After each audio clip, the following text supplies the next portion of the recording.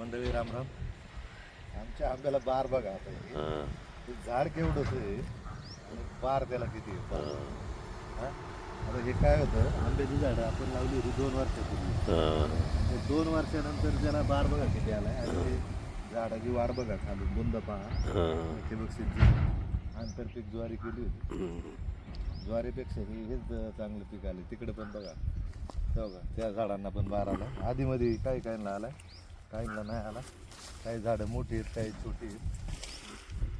बागेत हे बघा आता छोट्या झाडांनाच बऱ्यापैकी बार आला. मोठी झाडं काही काही एकदम कमीच आहे बघा. त्या झाडाला ते बिलकुल नाही.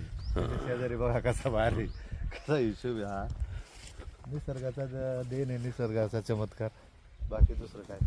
ते बघा आता याला काहीच बार नाही. हां. हे केवढं झाड आहे, त्या झाडाला समजलं बघा 2 झाडांना कसा बार आलाय. आणि हे झाड केवढं मोठं, याला काहीच नाही. चला राम राम मंडळी.